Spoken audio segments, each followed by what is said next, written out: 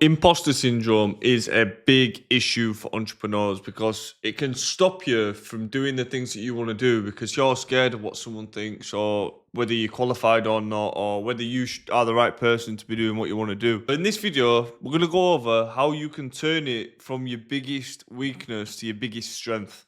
And I'll give you an example of how I did it. So you've got to think, why is this such an issue? Now, this is definitely big in entrepreneurship. It puts you off trying because you feel unqualified or incompetent. Most of the time, it's because you're worried about people judging you as being a beginner. Anyone who's judging a beginner that's trying their absolute best in a negative way, yeah, there's a special word for them, and that is fucking loser. You've got to understand, anybody who is looking at a beginner, someone with no experience, who's actually trying and speaking of them in a negative way, or looking at them in a negative way, or making them feel uncomfortable, that's just what losers do, right? Because all winners know that at one time they were not good, or at one time they struggled. So if you're coming up and judging someone just starting out, then you know that it's just a loser doing that, right? So with that being said, I first realised imposter syndrome were holding me back when I first started to go to trade shows. So in-person sale events where I was dealing with customers. The other sellers there, much older than me, I was the only kid, right? I was probably 17, 18. Everyone else was 40 something, all had much bigger businesses. They were hostile with me, unfriendly, didn't really want to speak. I was clearly the youngest, most unexperienced, and still learning the industry, right?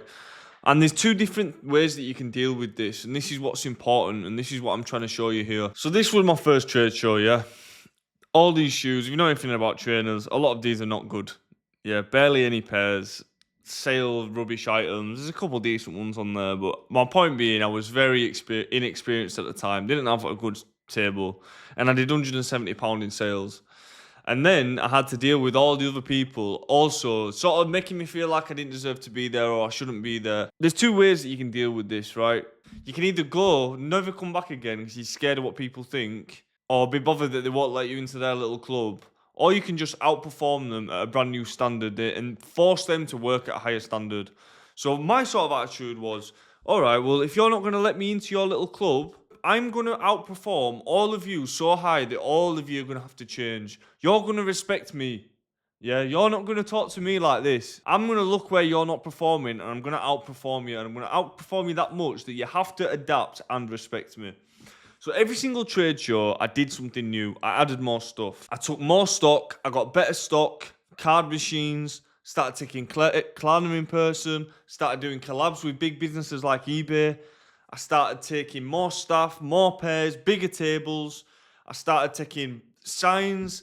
I started taking chairs to try on. I started taking sofas and PS5s and games to play and plants.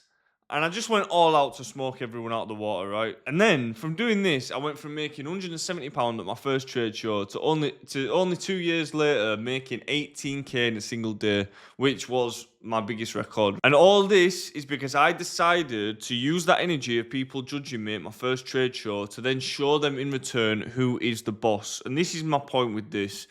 This is the way that you can take the energy. So you can either quit and be scared that they're judging you, or you can say, fuck you, I'm doing even better than you because you've acted like this. Use this energy to your advantage. And you do it that much to where they have to respect you.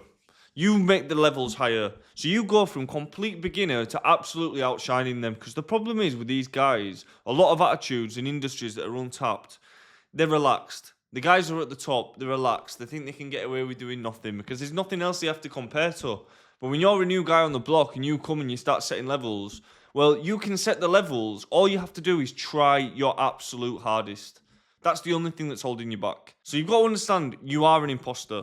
Yeah? So if you've got imposter syndrome, you're correct, you are an imposter. But there's nothing wrong with that. If you start going for a run tomorrow every day, you are a runner.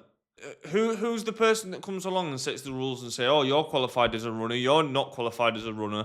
Nobody. So just do it anyway. Yeah? Anybody who's judging you for that, then it's not worth listening to them anyway. But the key with this is, you're the most consistent runner. You run the longest distances.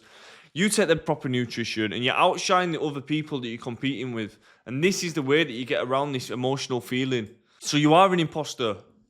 But the thing that's going to stop you feeling like an imposter, which is the thing that holds you back, is results. You're just waiting for the results to catch up. But you've got to get through the period of putting in work, not getting anything in return for a long period of time, right? But then when the results start coming, then you're going to really feel it. And you're going to go from imposter to market leader. Everybody starts off unqualified. Everybody starts off unable. But a most experienced person will look at a beginner who's actually trying their hardest, and they will look at them with respect. Because you can notice someone trying, and you've got to have respect for that. Even winners will. Even the highest of the high winner will look at the person struggling the most. But if they're trying their best, they will respect it. So remember, who sets the rules? Who sets the rules? Nobody. You're going to let a loser dictate what you're trying to do in life. And if you don't belong somewhere, why not just show up anyway? Yeah? What are they going to do? What are the haters going to do? They're going to do nothing. So yeah, if you're feeling imposter syndrome right now, what are they going to do? Keep working. Level up your skills and make them feel embarrassed for ever questioning you. And with that, you're going to overcome it. Subscribe for more.